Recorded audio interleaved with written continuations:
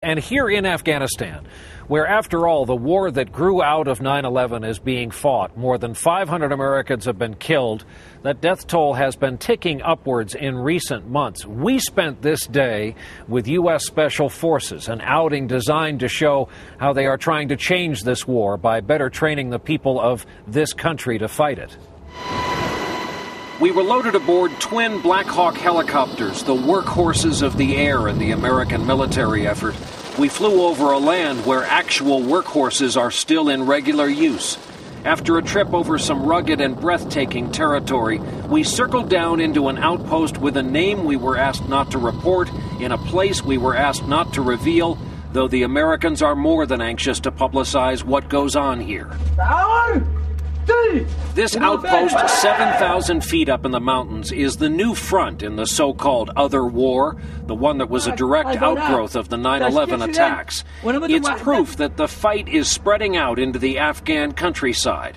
American Special Forces are recruiting and training young men who grew up in the Afghan countryside. And the sad truth is, many of these men have grown up with war since they were small boys.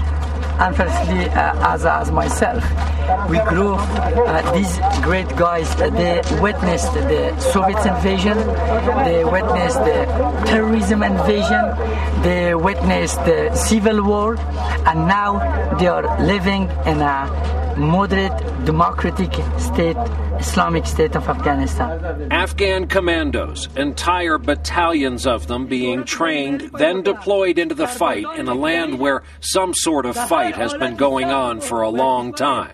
There's history in the landscape here, and there's history in the hardware, and the hardware is all over the countryside. This is a graveyard full of old Russian tanks and armored personnel carriers. A lot of them still have Russian markings on them. That means that men died in these vehicles, and they died in part underestimating the strength of the Afghan fighters. So fighting is nothing new to these men. They just see this as the latest fight. Sergeant Major, how many times have you been wounded? 7 times, sir. 7 times? Yes, sir. Helping run the show for the Americans is a Special Forces veteran of combat in Iraq, now assigned to this war. He's a married father of 2 young kids from the mountains of Pennsylvania with a master's degree in business who turned 35 today.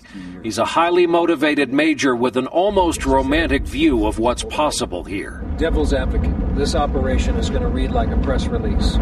U.S. Army trains Afghans to fight for themselves. People are going to say, we've heard it before in Vietnam. People are going to say, we're hearing it right now in Iraq.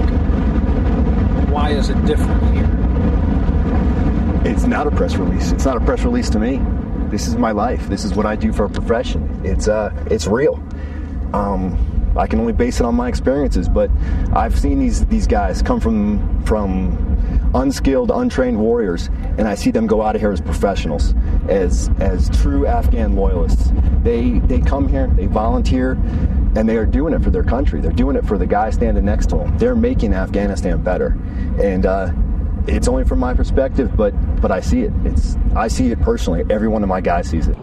In this war, however, just like in Iraq, winning hearts and minds can mean risking life and limb. As we prepare to go into a local village in body armor and moving around in armored SUVs, it's tense. So is the ride into town, when the major switches to his more ominous radio call sign of Skull 4-1. Once on the ground, we walk along a busy road lined with market stalls on both sides. That's an Afghan first sergeant walking up front. It's important that his is the first face they see, and there are some forced smiles on both sides. Yeah, of course. A cab driver tells me he's happy to see the heavily armed men here. How old are you? And a young boy talks about his job fixing bikes. The Americans give out pens and pencils to the local kids, but the big ticket item today is the school backpacks with supplies inside. Genuine happiness seems to break out until it's decided we've been there long enough. This is the new face of the Afghanistan military effort, even if some don't show their faces. The ambitious American in charge says this will pay off. So what do you see as the end game in this war for the United States, in your effort? it's a safe and secure Afghanistan, an Afghanistan that's free from outside influences. It's free to make its own choices. It's free to have economic prosperity that we see everywhere else in the world. That's the same thing these people want, just like we want in the United States. Just freedom to do what they think is correct for their own country.